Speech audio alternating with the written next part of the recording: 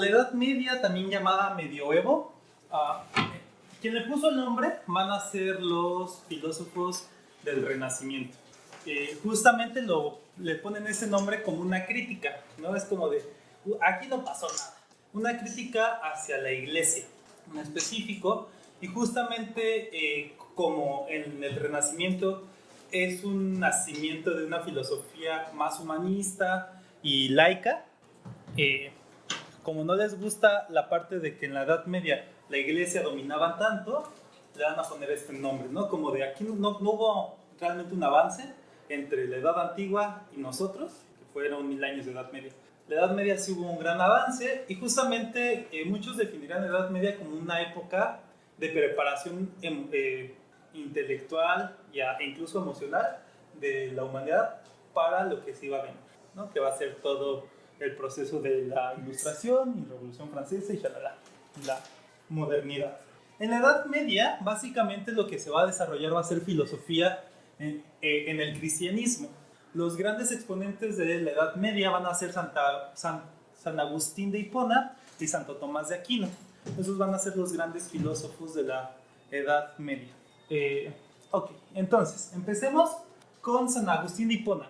San Agustín de Hipona vivió a finales de la Edad Antigua y a principios de la Edad Media en la ciudad de Hipona, que se encuentra en esta zona.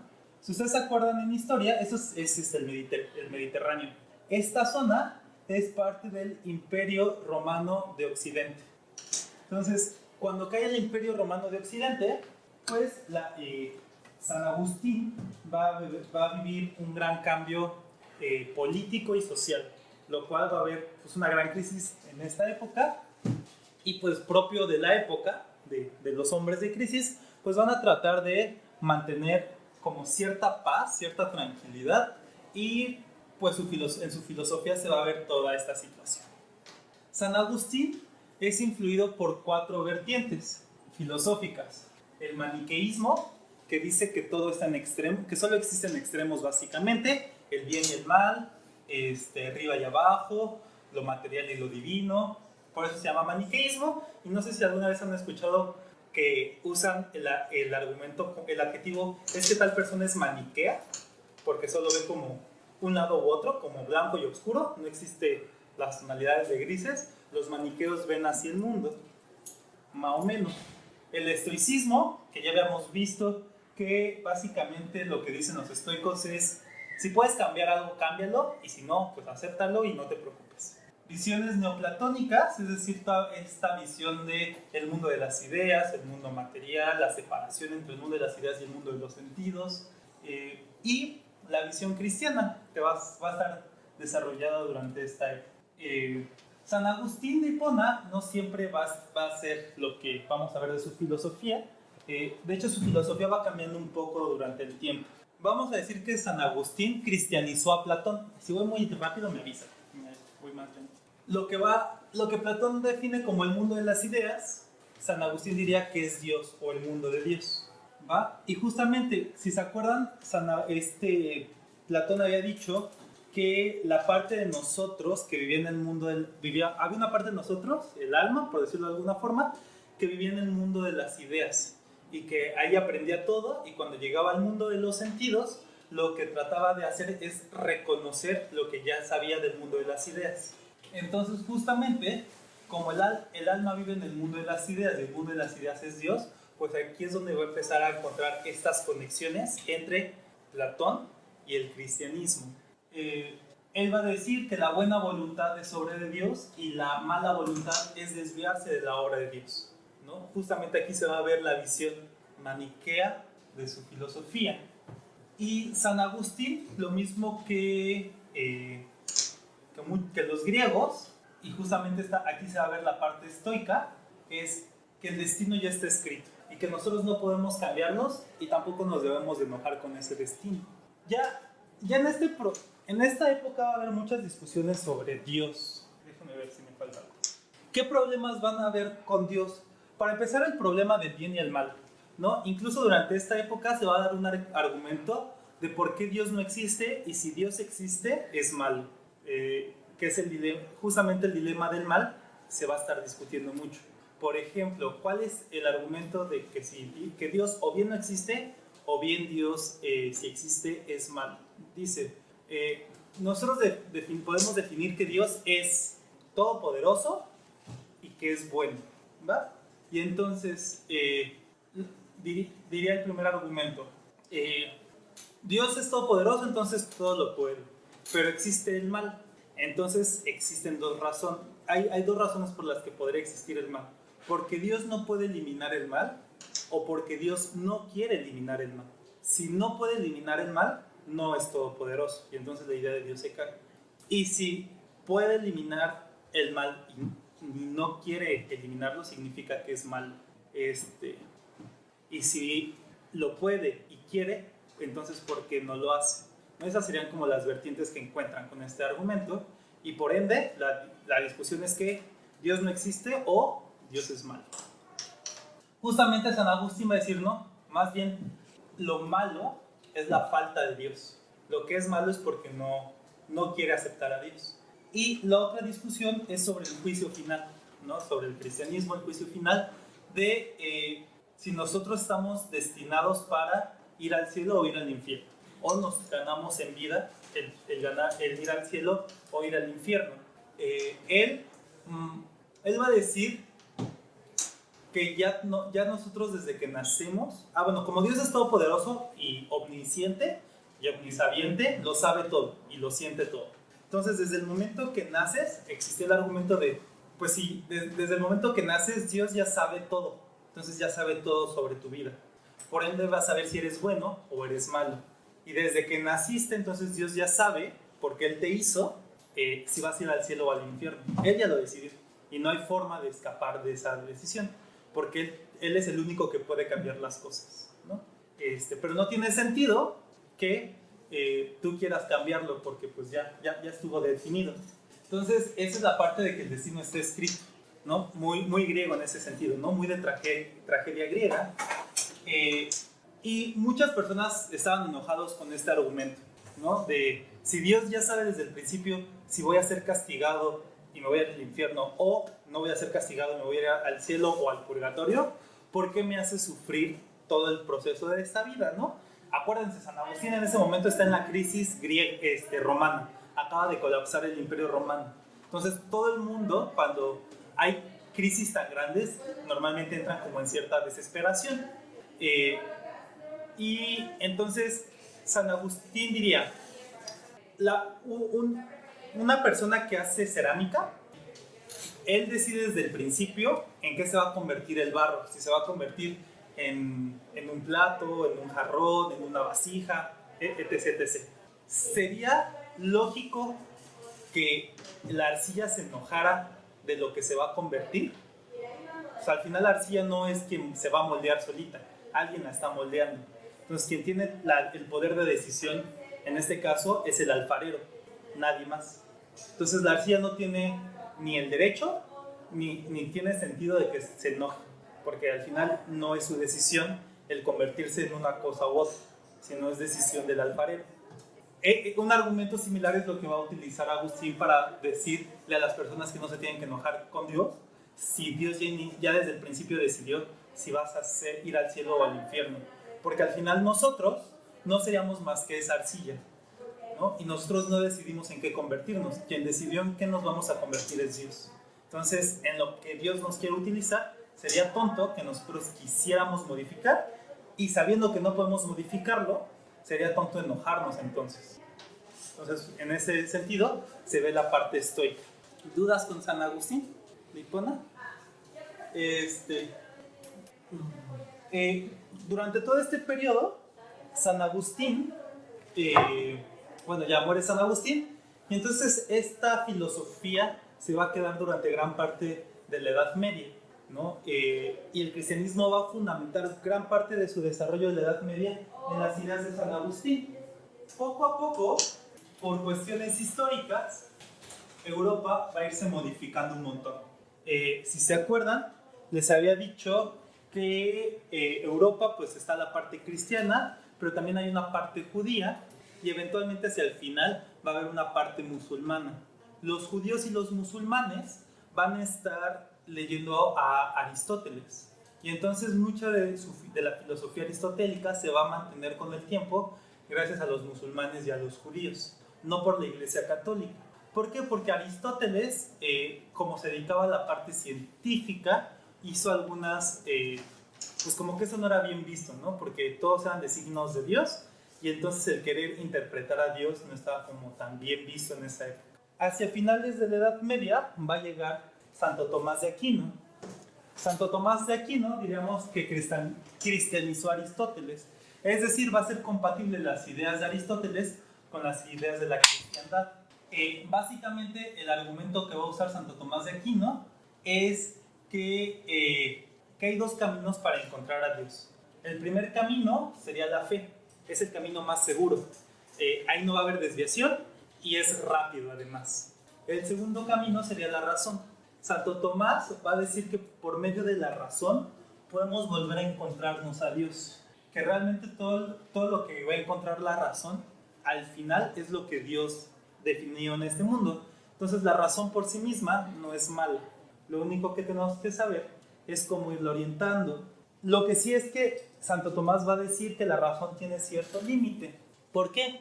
Porque la razón tiene un límite que solo se va a poder continuar, que lo único que puede continuar va a ser justamente la fe, ¿no? En este caso, la Biblia. Y pues básicamente diríamos que lo único que podamos encontrar como conocimiento es la Biblia. Y por este segundo razonamiento también, durante gran tiempo, la ciencia pues, va a seguir viéndose mal, porque hacer ciencia o hacer filosofía, en cualquiera de los dos sentidos, era absurdo, porque era un camino largo y tortuoso y probablemente podías llegar a errores, pero al final ibas a llegar a las mismas conclusiones que la Biblia. Entonces, ¿para qué te ibas por el camino complicado y con posibles errores? La mejor idea era irte por el lado seguro, que sería leer la Biblia, y por ende irte por la parte de la fe. Pero él va a argumentar justamente la existencia de Dios a partir de la razón. Y va a decir que hay 5 formas para reconocer que existe Dios, que son estos: el motor primero, la causa primera, el ser contingente, los niveles de perfección, que esto es parte aristotélica, ahorita les explico eso, y el ser ordenador. Ok, entonces, en esta época ya se había estudiado un poco de astronomía, y pues ustedes pueden ver en una noche, cual sea, que las estrellas se mueven poco a poco. También pueden ver durante el día que el sol se está moviendo. Durante la noche pueden ver que la luna se mueve, y eventualmente también van a ver que existen planetas y también se mueven. Es decir, que parece que todo en el universo se está moviendo. Pero también nos podemos dar cuenta que aquí en la Tierra hay cosas que no se mueven. Y que si yo las quiero mover, necesito que alguien las empuje, que alguien inicie el movimiento. Entonces, Santo Tomás va a decir que quien inició el movimiento de todo el universo va a ser Dios. Eso que inició el movimiento va a ser Dios. Entonces, esa es la vía del motor primero. Todo se mueve, algo tuvo que iniciar el movimiento, ese algo o alguien que tuvo que iniciar el movimiento es Dios. La segunda vía, que es la causa primera. Si yo estudio, voy a darme cuenta que las cosas tienen causas. ¿Puedo sacar tantito al inicio de Cada causa tiene a su vez otra causa.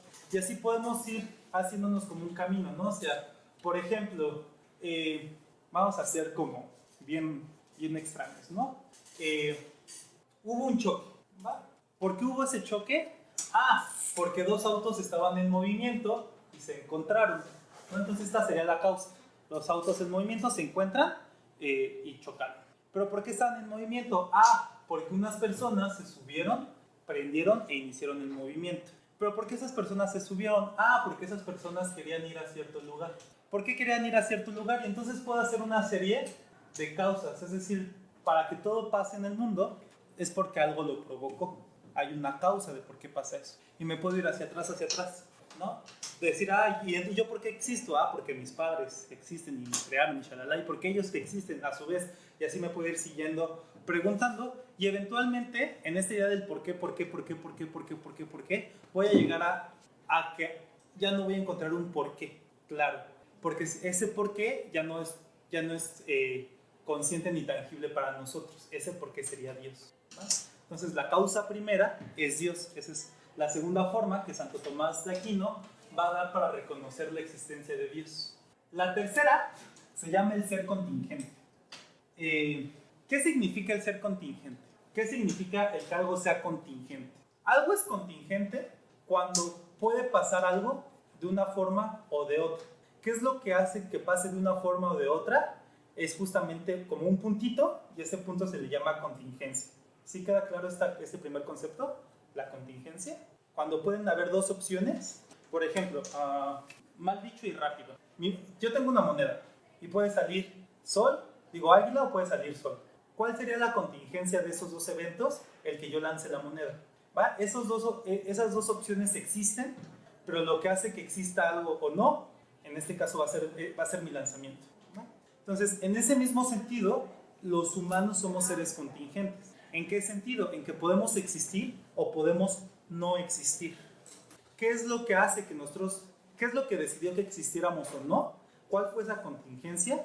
Dios. Dios es lo que decidió que nosotros existiéramos. Pero bien pudimos no haber existido, y todo lo que ahorita nos estamos cuestionando y hablando, pues no pudo haber existido. Entonces, la existencia del hombre, también el que el hombre pudo haber o no existido, es otra forma de reconocer que Dios existe. La cuarta razón son los niveles de perfección, que ya viene desde Aristóteles esta idea. Con Aristóteles no metí esta idea, porque en su momento no lo vi necesario, pero bueno, les explico. Ven que les había dicho que Aristóteles había separado todo en el reino animal, el reino vegetal y el reino mineral, ¿va? Aristóteles, y que justamente el que algo tuviera, que una forma se comportara de alguna situación o de otra, dependía de qué materia tuviera, ¿no? Si materia mineral, materia animal o materia de planta. ¿Sí se acuerdan de esa situación? Bueno, también para Aristóteles eso significaría también dar una clasificación como en el alma o en la perfección. Y diría que los minerales, cuando se perfeccionan de alguna forma, van a llegar a ser plantas, que las plantas van a morir y tienen como un alma de planta. Esa alma de planta se va a seguir perfeccionando con el tiempo y eventualmente va a llegar a ser un animal. Ese animal, con el tiempo, con resurrecciones o el ciclo sin fin, o como le quieran decir, va a seguir mejorando su alma y eventualmente esa alma puede llegar a ser un alma de mujer. Y con el tiempo, el alma de mujer se perfecciona y se vuelve alma de hombre. Yo no lo dije eso, lo dijo Aristóteles, hago la aclaración. Aristóteles define a la mujer como un hombre incompleto y que siempre está buscando esa completitud, ¿no?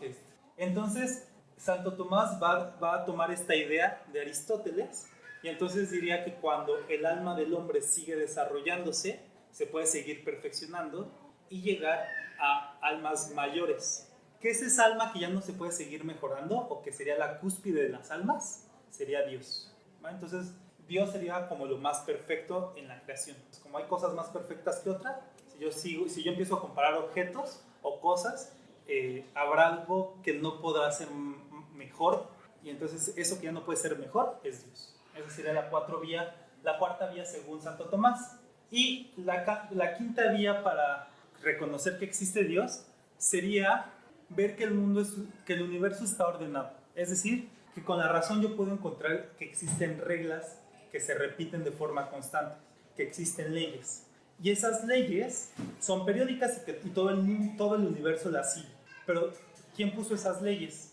No puede ser que las leyes hayan salido de la nada o que solita el universo se quiso ordenar. Bueno, quien puso las leyes y ordenó el universo justamente sería Dios. Entonces, la quinta vía de encontrar y reconocer a Dios sería ser como el ser ordenador del universo. Aquello que hace que existe el orden en este universo fue Dios, ¿va?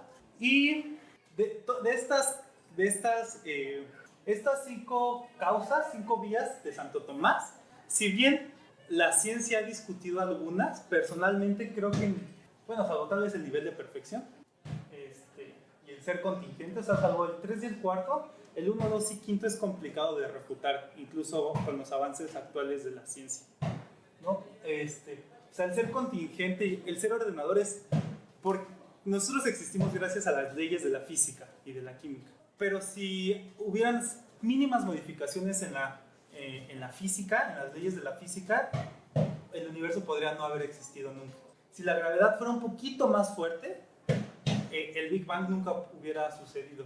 Si hubiese sido un poquito más débil, nosotros no podríamos existir como unión de cosas, en este caso de elementos. Entonces, como que el que estuviera justo en el punto medio para que pudieran existir las cosas, hace como complicado saltarse esa idea del ser ordenador, ¿no? Como que parece que el que todo esto fuera coincidencia nos suena como complicado de creer a algunas personas, ¿no? Y entonces el ser ordenador todavía sería una vía que no está del todo refutada. Lo mismo que el motor primero y la causa primera, ¿no? Si ustedes se ponen a estudiar astronomía como más en forma, se darán cuenta que casi todo, si no es que todo en el universo está en movimiento, ya sea girando, en rotación o en traslación, pero es que encontrar algo que no esté en movimiento, pues no existe. Todo se está moviendo de alguna forma. Entonces, el por qué todo existe es complicado de explicar en física, por lo menos. Una vez que ya todo está moviéndose, es fácil explicar por qué todo sigue moviéndose. Pero el por qué empezó a moverse, pues sería lo complicado de explicar. Tiene que ver con cosas del Big Bang y discusiones, pero todavía no está del todo explicado, ¿no? O sea, ese Big Bang, ¿por qué sucedió? ¿No? Y actualmente las religiones se siguen amparando de, ok, acepto el Big Bang, pero ¿qué fue lo que dio causa al Big Bang? ¿Y por qué empezó a moverse el Big Bang? Estos dos problemas es de donde las religiones se siguen todavía agarrando de, pues Dios debe de seguir existiendo. Les digo, yo soy medio ateíto, pero pues yo también esas mismas dudas me las puedo seguir preguntando. ¿Alguna duda con Santo Tomás de Aquino? Ok. Aquí ya les dije, Santo Tomás de Aquino vive alrededor del siglo XII de nuestra era. Es decir, todavía sus ideas siguieron influyendo 300 años de la Edad Media. Ya sería hacia el final de la Edad Media, Santo Tomás de Aquino.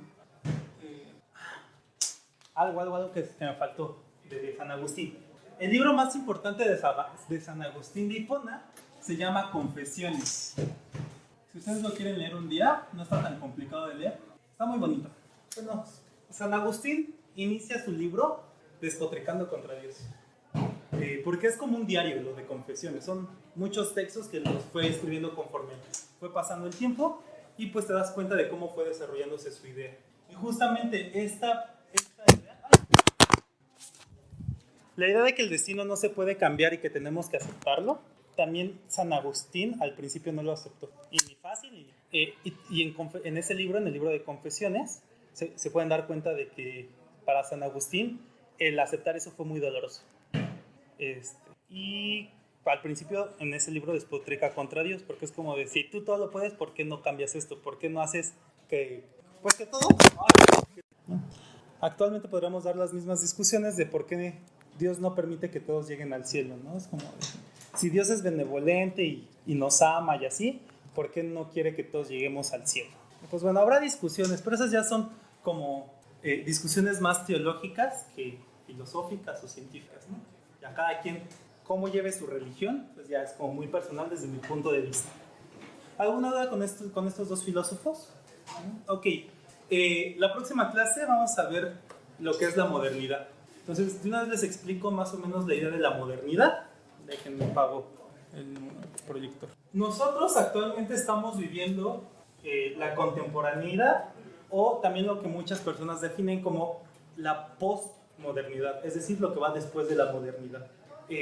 Y tenemos ciertas discusiones actualmente que sonarían hasta irracionales para ciertas personas. Durante la modernidad, también lo vamos a ver en historia, que se da desde el proceso del Renacimiento, se le va a dar mucha fe a que el hombre puede lograr cosas, ya sea por iniciativa propia o por invención, ¿no? O sea, como que el hombre lo vamos a subir a que es casi todopoderoso y entonces podemos lograr hacer muchas cosas. Y se le tiene una fe increíble a que el hombre lo puede todo, lo puede conocer todo, ¿no?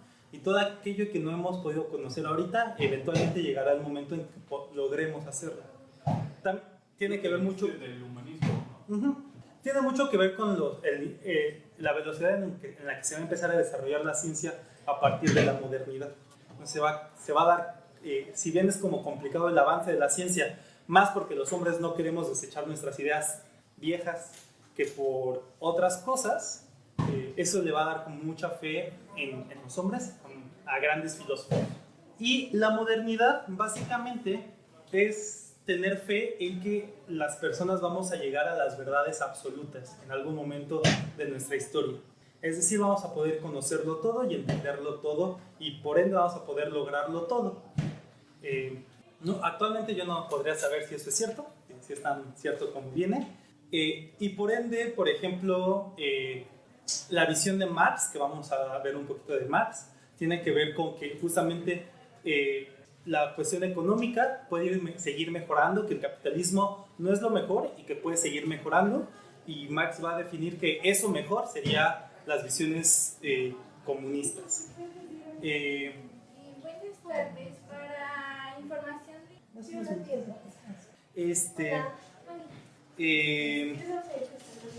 ¿Va? Entonces, y que las leyes del universo las vamos a poder lograr entender en algún momento y las vamos a encontrar.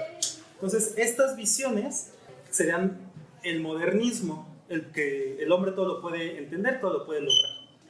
Actualmente estamos como una discusión sobre que el hombre al parecer no lo puede todo, ¿no? Y justamente hay quienes definirían que esa discusión se está dando porque estamos en una crisis, como que ya pasó ese impulso de estamos logrando, estamos avanzando, está habiendo prosperidad en el mundo, y ya estamos llegando como a una época donde no existe esa prosperidad, y entonces ya no estamos viendo tan fácilmente eso. Y como que estas grandes verdades que teníamos en la modernidad, actualmente las estamos discutiendo, ¿no? Por ejemplo, decirle a nuestros abuelos que podría existir algo que no sea, que podrían existir personas que no se definen ni como hombres ni como mujeres, sería como muy complicado, ¿no? Que ellos lo entiendan, porque para ellos la verdad absoluta es que solo existen hombres y mujeres. Todo lo que ahorita se está discutiendo conforme al género es muy posmoderno en ese sentido. ¿Qué otras verdades tenemos actualmente? El definir el bien y el mal es algo que también ha ido modificándose mucho. Y actualmente el decir que tal vez lo bueno y lo malo dependen un tanto del tiempo, del momento, del contexto.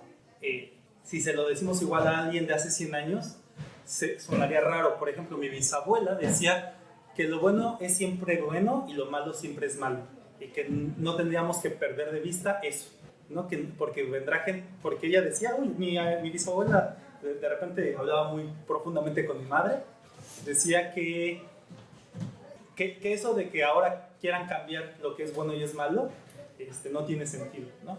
Y justamente el que ahorita podamos ver que tal vez hay cosas buenas según el contexto y cosas malas según el contexto, también es algo muy posmoderno. Todas esas grandes discusiones se van a dar más en la contemporaneidad, pero el modernismo justo lo que va a buscar son las grandes ideas, las grandes verdades, las grandes revelaciones. Eso es lo que vamos a tratar de ver. ¿Cómo es que vamos a tratar de conseguir eso a partir de dentro de 8 días? ¿Va? ¿Sí? Ok, entonces vamos a hacer una pequeña pausa y regresamos con física, con la parte del movimiento.